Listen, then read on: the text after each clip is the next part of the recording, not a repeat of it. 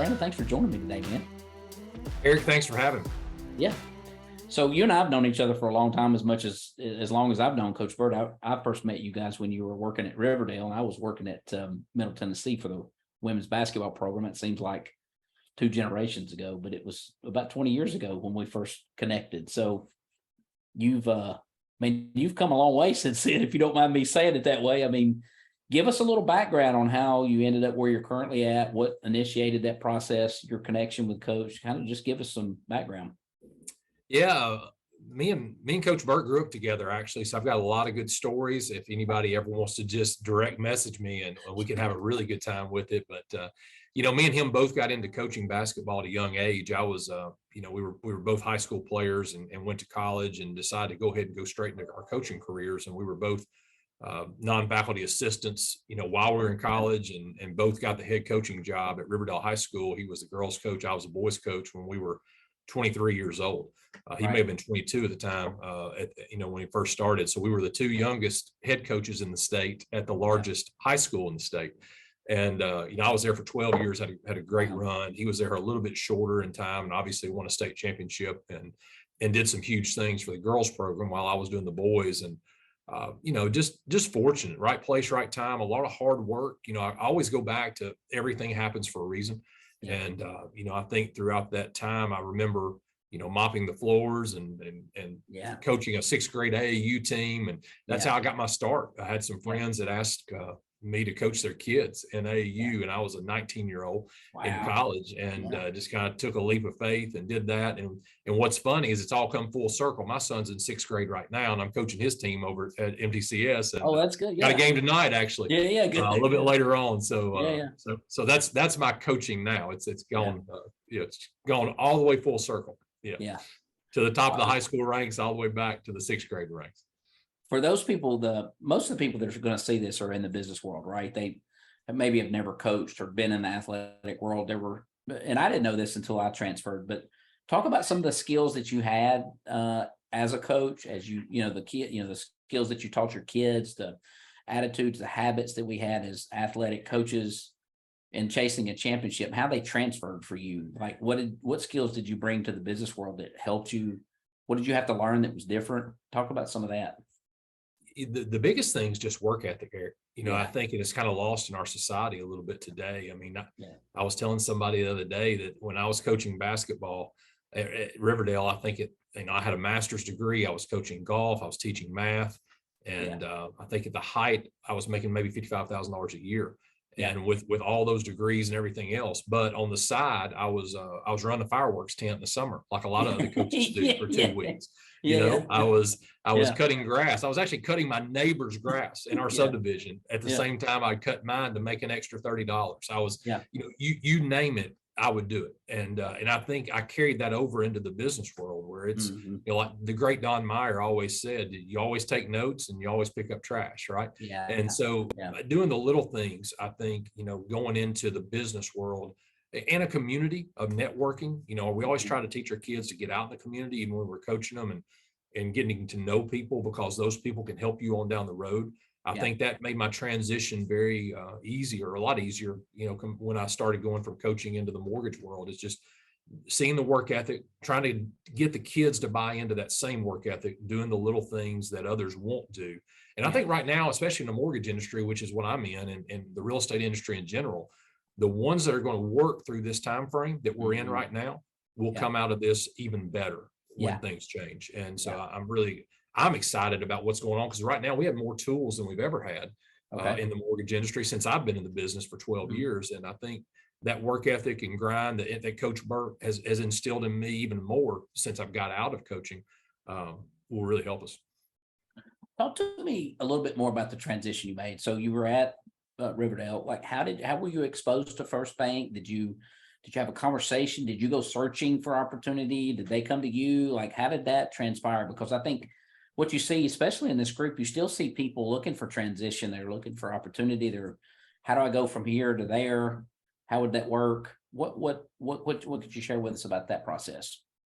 I remember about 7 or 8 years in, I started thinking about, I love coaching, and I could have stayed at Riverdale probably the rest of my life. I was Tom Nolan and everybody. They were great. I mean, I loved it. I love the kids. I love the people, the teachers. I still got great friends. It was Ali Armand's birthday today. I actually texted him earlier. I mean, just friends for life that are there in a great school. But about 7 years in, I thought, what else is out there in the world? What else on the business side? So I actually had entertained some other options, some in insurance, some in sales on, a good friend of mine was looking into getting into magazine sales, which I'm glad I didn't move that route because that's kind of going backwards, but different paths, but I was really close. And then actually Coach Burt, when he got out a couple of years before I did, he started an initiative with FirstBank about opening 10,000 checking accounts. I remember that. And he was ultra successful with that. And they were looking for an originator in Murfreesboro, and Webb Evans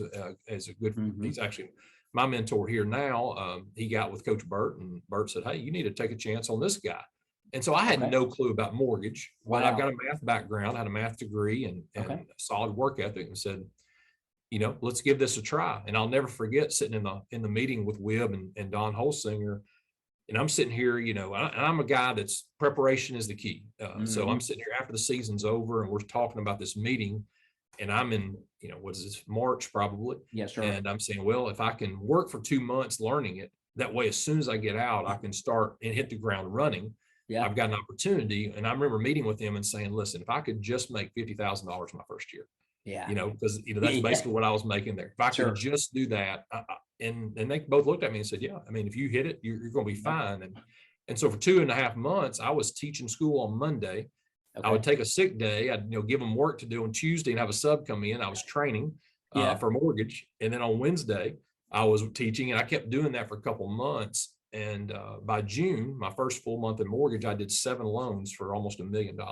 Wow. And made double what I was making teaching and coaching. And I'm still getting paid, from Riverdale through August. So I was like, man, I've hit the jackpot. This is it. Yeah. And here's what's even crazier. My first loan I ever did was for a referee. So it was, I really, so I tell people all the time, you hit your sphere of influence first. Yeah. It was one of the referees I liked because, a lot of them, you can't deal with a whole lot, but it was, especially in that region. And my second loan was from a teacher in the same math department that I was teaching at Riverdale. And so, and I've done 3 loans for that person since. So it's, hitting that sphere of influence early on.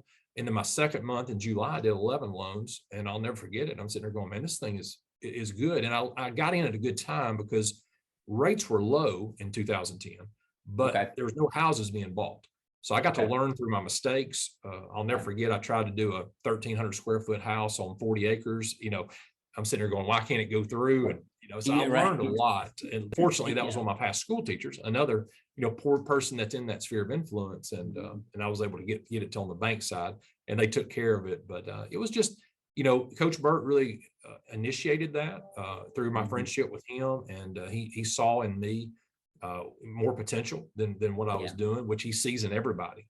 I'm a living testament to what he does and his programs. And I've been in his program since I walked into the mortgage world, from day one, and have not ever left because, I mean, it is valuable. It's so valuable. I still do it to this day. I watch every video that he puts out, as many events as I can be at, but he changes people's lives. He's actually changed mine for the better. And our friendship still, as strong as ever, but it's, I look at him as also, a good mentor on the business side too. That's so good, man. I want to transition a little bit, because you kind of have a heart to coach. Like, you're speaking out in the world, you're delivering content and helping people in a sense. Like, if there are people going to watch this, they're not quite where you're at, right? They're just getting started, whether it's mortgage or insurance or whatever. How do you think they should use Coach's system? Like, what advice would you give them? How would you tell them to engage with the program? Like, give them some guidance and a little bit of coaching here. There's 2 things. Number one, I would implement the selling system right off the bat. Okay. So, Coach's legacy selling system that he implements. In fact, I went back, Eric, and behind me, you can't see it because I've got this nice new screen behind me, but I've actually started the vision board again to where I'm writing up my target 25, and I've got my target 25 and hit list, active leads, everything on a board, just because I feel like you've got to touch our people consistently. in impactful ways. And I think Coach teaches that through his selling system better than anybody that I've seen. I'm not a cold call guy. So, and Ruby and all the core, I mean, that stuff is good, but I don't want to pick up the phone and call 50 random people all day long. I want to call warm leads and people in my sphere of influence. So that's one thing that I really feel like if I was just starting in the business is you have to have a selling system. You have to have, time blocking every day to making the calls and getting out in front of people. And then the second thing I would say that the thing that I do, I hope very well, and Coach does also, is being able to, eloquently speak in front of people and deliver your message. And I know y'all have got boot camps left and right on how to do that. But I mean, we do probably more events in the mortgage world than anybody, and with our past customers, and we do a concert event, and we do a monthly teaching here in our office to where we come in and bring in agents. And if you can't present the subject matter in a way that shows you're the expert, and they read that quickly. People know when you don't know. Sure. So if somebody calls me and I can go through all these different loan options and products, and they know well, you don't want to go this route because your funding fee is going to really tack on too much money. If we can go conventional, here's a better option. Or they just reduce the LLPAs for first-time home buyers. We can save you money this way. Free refinances. There's all sorts of things that we can communicate. And the better you can speak with the knowledge that you have, the farther you're going to go in this world. That's so good. No question about it. And I think Coach has done more of that in the last couple of years. I've seen just teaching people how to present in front of an audience, because if you can do that, I mean, sky's the limit, and you get more confidence the more you do it. I remember when I first started, Eric, I was just speaking to anybody. I mean, I was going to, for free. I mean, I was doing just going to different MBAs, and then all of a sudden they're starting to write checks, and then you're getting in front of more. And I've covered the Southeast, and now, I've been able to recruit some people, and just because they know me and do those things. But but a lot of that has come from some of the teachings he's had. It's so good, man. I think you're hitting on it. The number one way to generate business in today's world is to speak from a stage. And the stage could be not a traditional stage, but content through social media, because that's where all the money's at these days. It could be. Now, I do want to compliment you. The one event I've ever been to that you did, because I had access to it, you invited me, actually. You personally invited me. You had all the major builders in this area at it, and it was a panel. And you did what everybody did and served lunch, but it was so valuable to hear all of their perspectives. But there was tons of realtors there. Man, it was just a great event. It brought tremendous value to everybody in the room. I learned some things about the housing industry that I didn't know from those guys. And so putting those, we call them showcase events. That's part of the strategy. I do want you to take a minute, because your concert each year is the highlight. And talk to people how they can leverage an event like that. It does cost some money, right? Because you hire the talent to come in, but the benefits that you guys have got and how you put something like that together. Share with everybody here a few minutes about how that works, how it's benefited you. How would you recommend that somebody implement that strategy? Well, I mean, years ago when I first started, we didn't do events. I was doing one-to-one, just like we all should do, right? I mean, we should be taking lunches and still doing that to this day. But there comes a point in time where like, man, there's only so many coffees and lunches I can do in a week, and there's only so many people I can get in front of. So we established these events to where we could get in front of 50, 30, 100, 500 people all at one time, to where it captivates an audience. It shares our message, but it also allows us to hit more people in a shorter time frame. And so the concert you mentioned, and I believe really in nothing great is accomplished without enthusiasm. So the more people can see the enthusiastic way we do our business, and we're here for them, and we're easily approachable, I think that helps in these events too. 100%. But the concert event, one of my good friends, Andre Gassetta, is my neighbor, and we used to work out in the mornings together, and he's in the music industry and has a lot of connections. I kept thinking, I want to do something different, something that nobody does in Rutherford County, especially. Most musicians are in Davidson, or they're playing concerts there in those venues. And I said, I want to bring something to our people and give back to our customers that have given so much to us. And so we just kind of dreamt it, and it came up. And then all of a sudden I went and grabbed sponsors, because I mean, title companies want to be involved, insurance companies, people in the community. I allowed them to have, allotment of tickets to the event. and we made it just this personal event. We had Don Mario this year, which put on an unbelievable show. We've had Lee Bryce, and so they give us, of course it's a costly event, but by the time we get the sponsors and you get your company to come in a little bit too, it's worth every penny. And everything I do, I look at it as like, if I can get 3 loans out of that event, it pays for itself, or 5 loans out of that. Yeah. And that's just, you have to invest in yourself. That's the one thing I learned early on. If you're going to grow your business, you truly have to invest in yourself and put up money to help that business grow. And so that's one way I think we get a lot out of it. The movie events, the realtor event you mentioned, the builder events, and you've got to add content that is valuable for your customer. You have to give them something they want to come to. Yes. There's a lot of people that put on these events, and if you don't have the right people there that they want to see, and we had John Floyd at that builder event, who's the number one builder in the Southeast. I know, He was like a superstar in our community. There's going to be a lot of people in here that don't know. You have to have the confidence to make the phone calls. Yes. We have a system right now that tracks every time one of my past customers listed their home. And I got 3 emails last night sitting on my couch at 9:00 that said, hey, these 3 people have listed their home, and they hadn't called me for a new one. So I'm sitting there going, wait a minute, what's going on? So I immediately sent emails and picked up the phone this morning. So you've got to be confident. You got to be aggressive in what you're doing. And you can't just sit back and wait for it to come.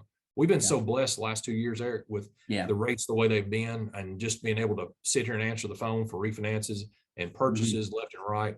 But now it's actually fun for me, because we're getting back to the way it should be, to where we have to earn everything we get. Man, I'm so glad we did this. I'm learning stuff about you and just getting a feel for your energy. The mentality thing that you're hitting on right now, because there's a lot of people. I'm just talking to a loan originator down in Houston that we met yesterday at an event down there, and he was gloom and doom, right? Not going to make it, this is going to kill me. Talk to people for just a minute here as we're kind of near the end, but just about their mentality as they approach the realities that we're working in. See, the Navy SEALs would tell you in their training, it's not good, it's not bad, it's just reality. And what we have to do is use our resources to accomplish the mission at hand, right? And so the way you're seeing this opportunity here is you're actually exciting me about it, right? So talk to people about that mentality that you're approaching it with. There's a book out there by Dan Sullivan called The Gap or the Game. And I know Coach Burt's talked about it before. And it really teaches you to look about where you have been compared to where you are now. Yeah. And not what, so if you really look back in our industry, and I'm talking mortgage, housing, real, title companies, all those, if you look back at 2019, 2022 is a mirror image of 19. Okay. If you look at 21, obviously in 19 to 20, it doubled. Okay. And then 21 down to 22, it cut in half. Yeah. But if we really go back and look at 17, 18, 19, we're still on a pretty good progression to where we can do really, really well in our industry. So you've got to look at where you were, how we can get back to it. And, I'm a big fan of Yellowstone, like most of us are right now. Yeah, right? Sure. Yeah. And so as when I speak, and I'm always looking for nuggets and reading books and doing different things to try to give me wisdom, but they said something the other night on the show that I want to share, because it's so pertinent to what you just asked. And of course, Kevin Costner now is the governor, right, of the state of Montana, right? And Mr. Dutton, but he was saying something to the former governor, and she came back to him and said, "Good governors initiate action, while bad ones spend all their time reacting." Ooh, and so, good. Right now, we have to initiate action. Yeah. If we're going to win in 2023 coming up, the people that have the most action, and be honest with you, I admire a lot of things about Coach Burt, and Micheal and I have gone back for years, but the one thing I admire the most is how he initiates action every single day. Yes. And he doesn't, I've never seen a guy that works as hard to try to create a customer as he does. And every single day, that's our job, is to create a customer, and then create a customer for life to where we can keep them. But too many people right now are reacting. And so that's my thing. And I was actually at the MTAR event here the other night, and you were exactly right. I was speaking to title company people, other lenders that are friends of mine in the industry, and everybody's doom and gloom.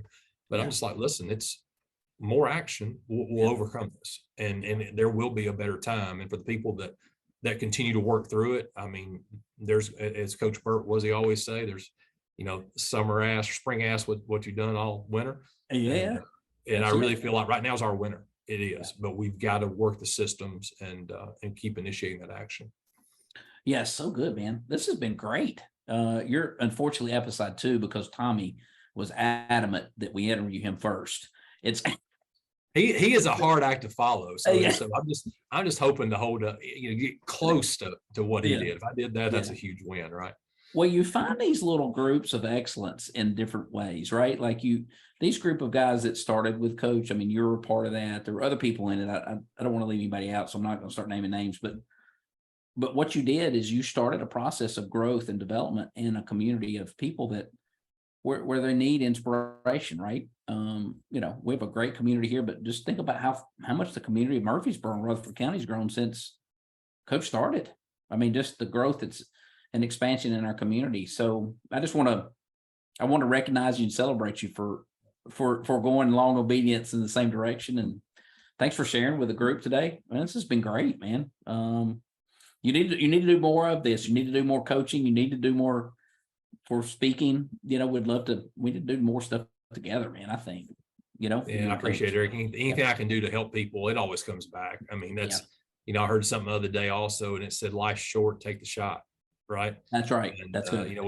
We lost, unfortunately, my underwriter actually passed away last week. And he was one of the most impactful guys in our company, just positive every single day. And, it is short. We've got to get out every single day. We've got to wake up to be a better person and to be better for our community.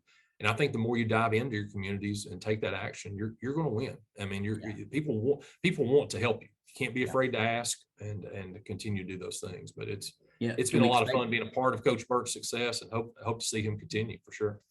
Can we expect Garth Brooks next year at the Christmas party? I mean, a Brandon Burks event or mortgage industry better turn really quickly in the spring if that's the case. So, oh goodness! Or Coach Burt's sponsorships will have to come. We're gonna have to get that up. So, Brandon, man, I hope you have a great rest of the day. Thanks for taking your time today and pouring into us and doing this with us. Okay.